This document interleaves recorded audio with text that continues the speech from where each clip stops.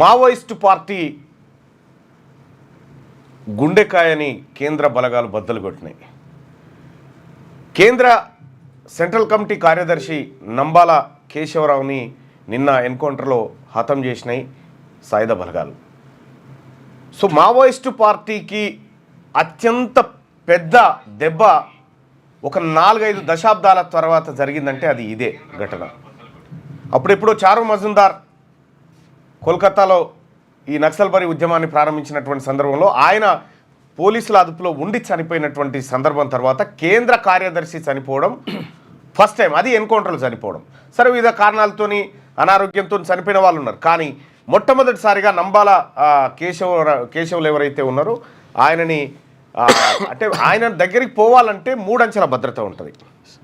3 అంచెల భద్రత ఉండేటువంటి భద్రతా వలయాన్ని ఛేదించుకొని బలగాలు నంబాల కేశవ్ను చంపేయడం జరిగింది. ఆయన మావోయిస్టు పార్టీలో అత్యంత సుప్రీంగా ఆయన ఏది చెప్తే అదే, అటువంటి గుండెకాయ మీద కేంద్ర బలగాలు కాల్చినాయి. అయితే ఇదే అంశం నంబాల కేశవులు ఎంత పవర్ఫుల్లో నరేంద్ర మోడీ గారు నిన్న ట్వీట్ చేసినటువంటి అంశం కానీ, అటు అమిత్ షా గారు ట్వీట్ చేసినటువంటి అంశం కానీ చూస్తే మనకు అర్థమవుతుంది.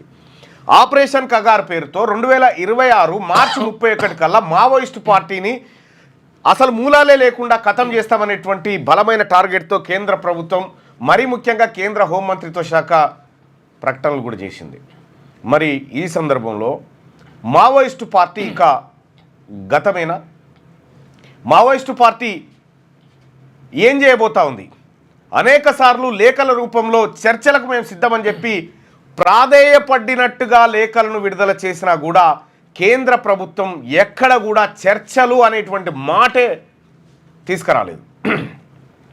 మనం ఇక్కడ పాల్గాంలో 27 మందిని కాల్చినటువంటి ఘటనలో మొత్తం దేశమంతా ఒక్కసారిగా ఉలిక్కి పడ్డటువంటి ఘటన. కానీ గడిచిన ఏడాదిలో 530 మంది మావోయిస్టులను కాల్చి చంపినాయి బలగాలు. 530 మందిని ఒక గ్రౌండ్లో నిలబడి కాల్చితే ఎంత పెద్ద సౌండ్, ఎంత పెద్ద ఆందోళన, ఎంత పెద్ద ఒక ప్రశ్నలు కేంద్ర ప్రభుత్వం మీద వచ్చేటి. దశల వారీగా నిన్న ఒక్కరోజే దాదాపు 30 మంది దాకా ఎన్కౌంటర్లో చనిపోయినారు. సో ప్రాణాలు అనుకున్నప్పుడు ఏవైనా ప్రాణాలే. మేము చర్చలకు సిద్ధము అని చెప్పి ప్రకటించిన తర్వాత కూడా కేంద్ర బలగాలు ఈ రీతిన పోతా ఉన్నాయి. అంటే సహజంగా వాళ్ళు చెప్పేటువంటి మాట, నిన్న ఛత్తీస్గఢ్ పోలీసులు చెప్తున్నటువంటి మాట ఏంటంటే, వాళ్ళు ఫస్ట్ కాల్పులు ప్రారంభించారు, మేము ఆత్మరక్షణ కోసం కాల్పులు ప్రారంభించాం. రొటీన్ డైలాగ్ ఇది. చర్చలకు, శాంతి చర్చలకు మేము సిద్ధంగా ఉన్నామని ప్రాధేయపడుతూ మీరు ఏది చెప్పినా వింటాము అనేటువంటి పరిస్థితుల్లోకి మావోయిస్టు పార్టీ వచ్చిన తర్వాత మీరు కాల్పులు జరిగే సమయానికి మేము లొంగిపోతామని చెప్పిన వాళ్ళు ఎంతోమంది ఉంటారు. మరి అటువంటి వాళ్ళని సజీవంగా పట్టుకోకుండా సో చంపడం ఒకటే పరిష్కార మార్గంగా కేంద్ర బలగాలను పాకిస్తాన్తో చర్చలు జరిపినారు. కాకపోతే పాకిస్తాన్ మన శత్రు దేశమైన పాకిస్తాన్తో చర్చలు, శాంతి ఒప్పందాలు, కాల్పుల విరమణలు ఇవన్నీ జరిగినాయి. కానీ ఈ దేశంలో పుట్టి, ఈ దేశంలో ఉన్నటువంటి పేద ప్రజల కోసం, ఈ దేశంలో ఉన్నటువంటి అణగారిన అడవి బిడ్డల కోసం పోరాడుతున్నటువంటి మావోయిస్టులతో మాత్రం ఎలాంటి చర్చలు లేవు, నిర్దాక్షిణ్యంగా కాల్చివేతలు మాత్రమే.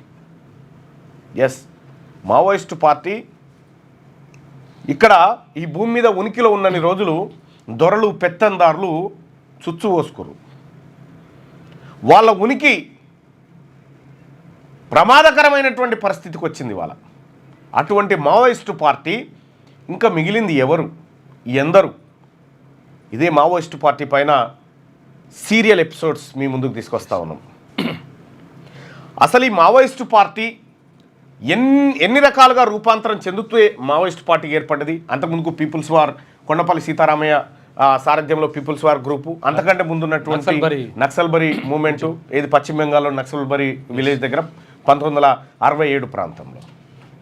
సో ఈ తెలంగాణ రాష్ట్రమే కాదు, దాదాపుగా కేరళ, తమిళనాడు, మహారాష్ట్ర, ఆ తర్వాత ఛత్తీస్గఢ్, ఆంధ్రప్రదేశ్, ఈ ప్రాంతాలన్నింటిలో విస్తరించినట్టు, ఒడిశా, బీహార్, పశ్చిమ బెంగాల్, ఈ ప్రాంతాలన్నింటిలో విస్తరించినటువంటి మావోయిస్టు పార్టీని కేవలం 46 జిల్లాలకే దాని యాక్టివిటీస్ పరిమితం చేయగలిగారు. అంటే నిజంగా నరేంద్ర మోడీ గారు కానీ, అమిత్ షా గారు కానీ మార్చి 31, 2026 అని డెడ్ లైన్ పెట్టుకున్నారు కదా.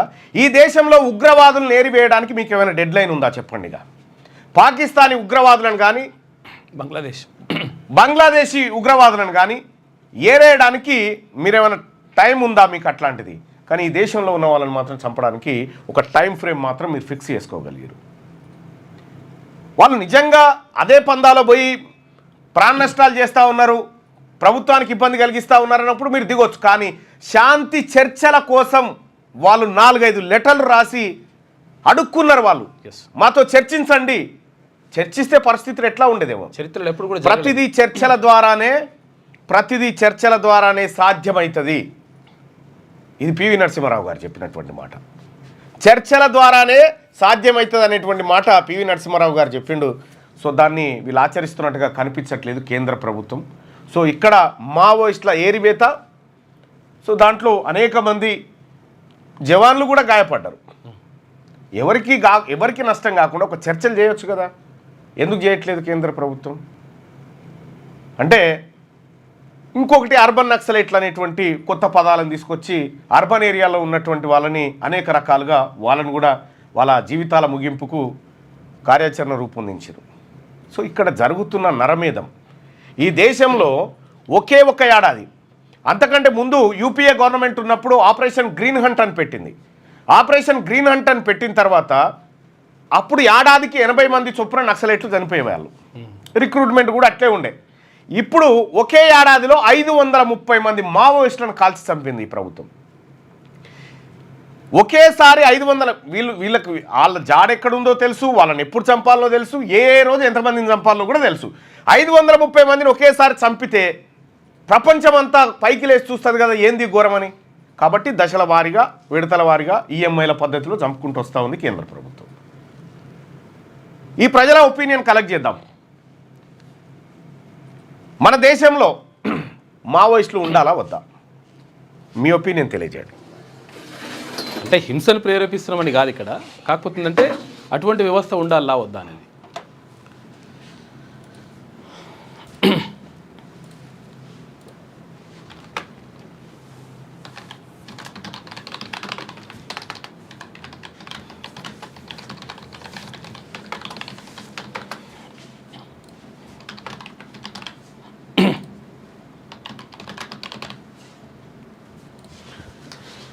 మీ అభిప్రాయాన్ని తెలియజేయండి.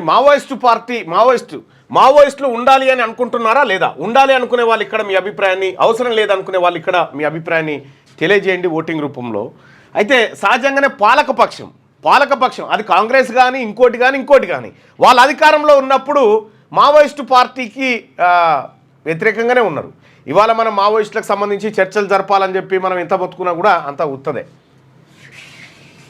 అధికారంలోకి వీళ్ళు వచ్చినా వాళ్ళు వచ్చినా అంతే. నేను మావోయిస్టులకు క్యూ న్యూస్ తరఫున ఒక ఎమ్మెల్సీగా రిక్వెస్ట్ చేస్తున్నటువంటి మాట, దయచేసి జనజీవన స్రవంతిలో కలవండి. ఓటు ద్వారా మనము అద్భుతమైన పోరాటాలు చేయొచ్చు. ప్రజాస్వామ్యయుతంగా అద్భుతమైన పోరాటాలు చేయొచ్చు. మీ ప్రాణాలు రక్షించబడతాయి. అక్కడికి పోయినట్టు ఇప్పుడు నంబాల కేశవులు ఎంటెక్, ఇక్కడ వరంగల్లో ఎంటెక్ డిస్కంటిన్యూ, బీటెక్ చేసిండు. ఏ చీఫ్ ఇంజనీర్ అవుతుండేనో ఈ పాటికి.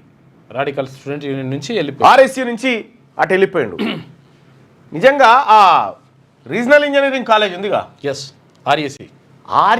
ఆర్ఎస్సి కాలేజ్ పేరు మీద ఒక సినిమా తీయొచ్చు. ఎంతమందిని ఉత్పత్తి చేసిందో, ఎంతమంది మావోయిస్టులను ఉత్పత్తి చేసిందో, ఎంతమంది, అదొక కర్మాగారం లెక్క తయారైపోయింది ఆ ఆర్ఎస్సి కాలేజు. దాని మీద ఒక స్పెషల్ స్టోరీ చేద్దాం. రైట్, ప్రజల ఒపీనియన్ ఒకసారి తెలుసుకునే ప్రయత్నం చేస్తూ ఉన్నాం. మావోయిస్టులు ఉండాలి అనుకుంటున్నారా లేదా అంటే ఉండాలి అనుకునే వాళ్ళు ఎంతమంది, అవసరం లేదనుకునే వాళ్ళు ఎంతమంది, మీ అభిప్రాయం తెలియజేయండి. మావోయిస్టులు ఎప్పుడు కూడా పేదవాడి జోలికి పోలేదు. ఎవడైతే పేదోని కడుపు కొట్టిండో వాని తెరవే పోయిర్రు అనేది మనం చరిత్రలో చూసుకున్నటువంటి మాట. మరి ఇక్కడ మావోయిస్టులు ఉండడం అంటే హింసను ప్రేరేపించడం కాదు. విషయం ఏంటంటే అటువంటి వ్యవస్థ ఉంటే ఒక రకమైనటువంటి భయం, దాంతో తప్పులు జరగకుండా ఉంటాయి అనేది ఇక్కడ ఉద్దేశం. అదొకటి ఉంటుంది. రెండోది, ఇక భారతీయ జనతా పార్టీ గురించి ఒక ఆయన కామెంట్ పెట్టి, చాలా అద్భుతమైన కామెంట్. అంటే ఎంఐఎం పార్టీ ఎంత అవసరమో బీజేపీకి, పాకిస్తాన్ కూడా అంతే అవసరము, అవి చూపెట్టి ఓట్లాడుకోవడానికి, హిందూ పోలరైజేషన్ చేయడానికి అది అవసరం అని చెప్పి ఒక ఆయన కామెంట్ పెట్టిండు. చాలా బాగా రాసిండు. మళ్ళా మా నాన్న మావోయిస్ట్ ఎన్కౌంటర్లో చనిపోయాడని చెప్పి సంపత్ జాగల చెప్తున్నటువంటి మాట.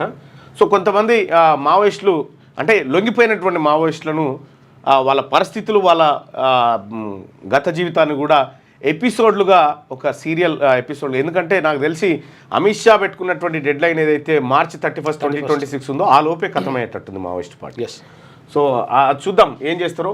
ఒక మావోయిస్టులు ఉండాలని అనుకుంటున్నారా లేదా అంటే ఉండాలి, అవసరం లేదు అనేటువంటి 2 ఆప్షన్స్ పెట్టినాం. దాదాపు ఒక 1000 మంది ఓటింగ్లో పాల్గొన్నారు, 1100 మంది పాల్గొన్నారు ఈ ఓటింగ్లో. వాళ్ళ అభిప్రాయం ఎట్లుంటుందో ఒకసారి చూద్దాం. ఎస్ ఉండాలి అనుకునే వాళ్ళు 82% మంది ఉంటే అవసరం లేదు అని 18% మంది అభిప్రాయాన్ని వ్యక్తం చేస్తూ ఉన్నారు. అంటే మావోయిస్టు పార్టీకి ప్రజల్లో సానుభూతి ఉంది అనేది స్పష్టంగా ఈ ఒపీనియన్ ద్వారా కనిపిస్తూ ఉంది. మీ పిల్లలు ఐఐటి ఎంసెట్ లాంటి కాంపిటేటివ్ ఎగ్జామ్స్కి ప్రిపేర్ అవుతున్నారా? జాబ్స్ కోసం చేసే ప్రయత్నంలో విఫలమవుతున్నారా? ఇంగ్లీష్పై పట్టు సాధించలేక పోటీ ప్రపంచంలో వెనుకబడుతున్నారా? స్టేట్ సిలబస్ అయినా సెంట్రల్ సిలబస్ అయినా అన్ని సబ్జెక్టులు ఇప్పుడు ఒక్క క్లిక్లో. షేక్ స్పైకర్ ఇప్పటి వరకు ఎవరు తయారు చేయలేని విధంగా రూపొందించబడిన సరికొత్త యాప్. ఇప్పుడే షేక్ స్పైకర్ యాప్ని ప్లేస్టోర్ నుండి డౌన్లోడ్ చేసుకోండి. కేవలం 1000 రూపాయలకే 7 ఏళ్ల పాటు సబ్స్క్రిప్షన్ పొందండి.